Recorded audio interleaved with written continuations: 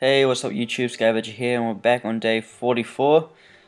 Just by looking in the newspaper, we can see that we're still on top, and France is slowly climbing as he takes out the Americans. We can just see on the world map, he's already taken out a fair bit, but he's going to continue to push up. In terms of mightiest armies, we hold the top spot, which is great. You kind of say a combination of good and great there.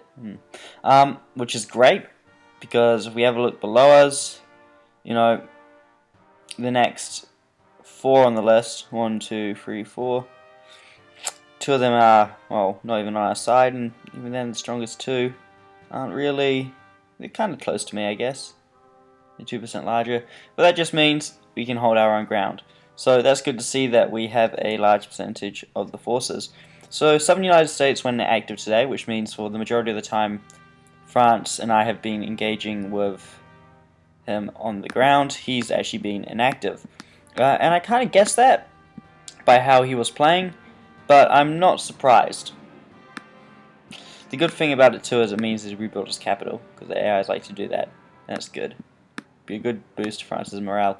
So with that happening over here, he's going to continue pushing up all the way up to here and create a line here before we move on to the next part, if we do.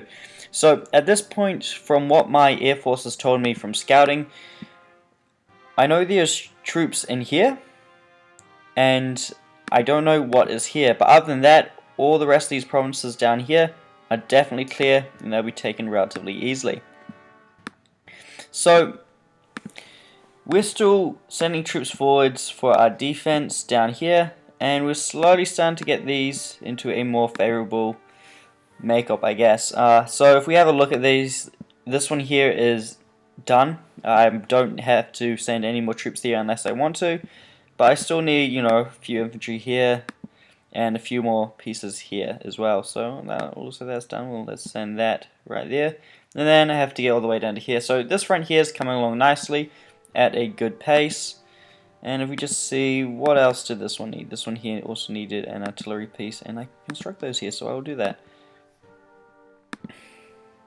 So we've got artillery, and then if we come over to our front in Turkey, we can see that slowly the anti-air I mass produced earlier on, I'm not sure if I showed that, is slowly making its way down.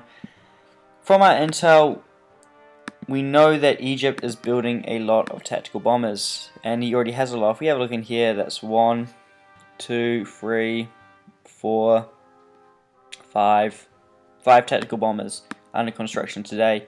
And if we have a look at how many he already has a fair few. So I really don't want to let those numbers get too high. Yeah, so he'll have 20 soon, and they're a little bit higher than mine. But although he may have a lot of tactical bombers, they're only really useful against troops. So at the rate at which I'm going up here at the moment, each of these groups down here will have 4 anti-air, and that will be a pretty solid defense against the tactical bombers. I'll also try implement that on my other fronts as well.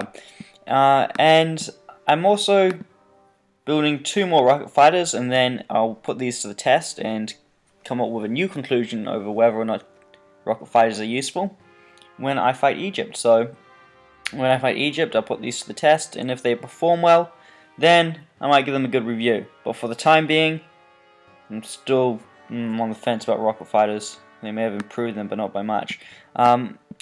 So we also built some railguns, and we're sending these down to construct some artillery groups, some large artillery groups, because based on what I've seen on his defense so far, he likes to hold out certain points. Now, I'm not going to fall for that. I'm not the type of guy that walks into a death trap, especially ones that obvious. So all that I'm going to do is I'm going to construct a few large artillery groups, and if we have a look at the artillery in these groups already, we're just going to station them around targets like this and just bomb them. And then if he wants to move in and attack these smaller groups, then that makes it even better. So the reason I've had to go with railguns is because he decided to build SBAA, and this stuff has some pretty good range on it.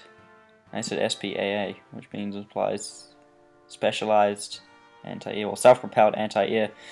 So that's why I built railguns, so I could outrange him. And all I'm going to do is just outrange him and then wait for him to come to me. Simple as that. Oh, and rockets. Rockets also work as well. But I'll build more of those close to the date. So that's what's happening with the railguns. I'm going to build 8 of those, pair them up with some anti-air, because once again, they're really, really weak targets against air, and I'll give them a anti-tank gun and an infantry unit as well, if I have the numbers, just so that if they are attacked, they're not totally useless. They can defend themselves. So that's what's happening at the moment. Not much. France is doing his thing again, where he groups up troops, and then he'll send them to a front. So it's good to see that he's continuing to build troops. It's also worth showing you that I have, in my research, finally got round to getting a max level infantry. So that's pretty good, considering before we only had level 4, I think it was. Yeah, we only had level 4, and in the future we'll be going up against level 6. So now that we've got that up to level 6, that's good. We also have research up to level 3 tanks, which is good. And it's time to start. I'm pretty sure I just got that. Anyway, they've got a free research slot, and I should probably use that. I don't know why it doesn't want to let me do that. I'll have a look at that later.